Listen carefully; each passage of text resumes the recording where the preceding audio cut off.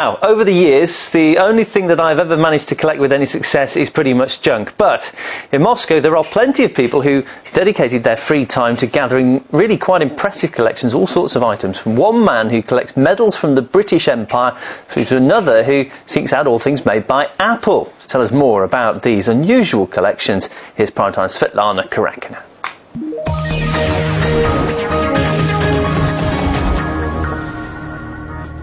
These are the exclusive pictures of one of the world's largest collections of British order decorations, and it's owned by a Russian. For the first time on TV, Andrei Khazin proudly reveals his treasures.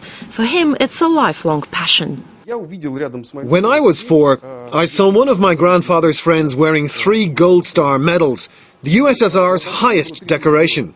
I was extremely impressed, and that's how my fascination with orders began. And I got interested in the British award system because at 650 years old, it's the world's oldest. Andrei's Moscow office is crammed with rarities, some more than 100 years old. One wooden cabinet opens into insignia of Scotland's Order of the Thistle. Here's the Order of St. Patrick, the highest award in Ireland. And this ancient glass case reveals the Order of the Garter, the top order of knighthood in England. The pride of my collection are the collars. Normally, they're returned to the central chancery of the orders of knighthood upon the death of their owners. But sometimes the recipient's heirs hold on to them, and that's when they may end up on the market. Like these insignia of the Order of the Bath that belonged to a member of the Russian royal family, the Grand Duke Mikhail Alexandrovich. With some items costing thousands of dollars, this isn't your average hobby.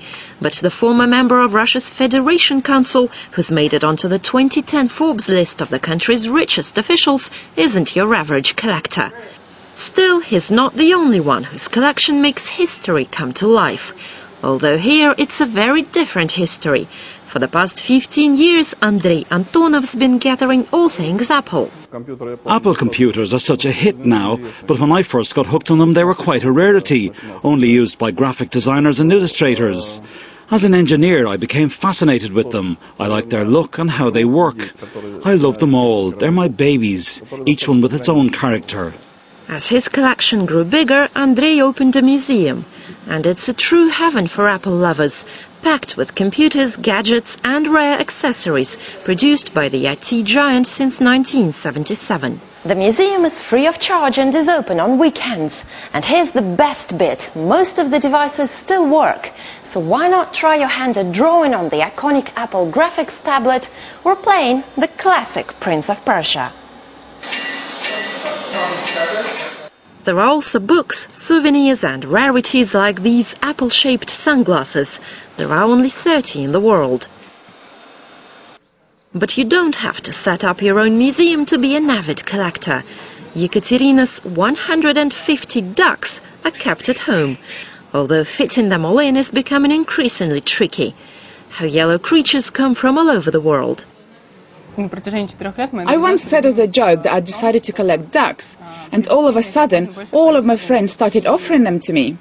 So it wasn't really my choice, but they're a huge part of my life now.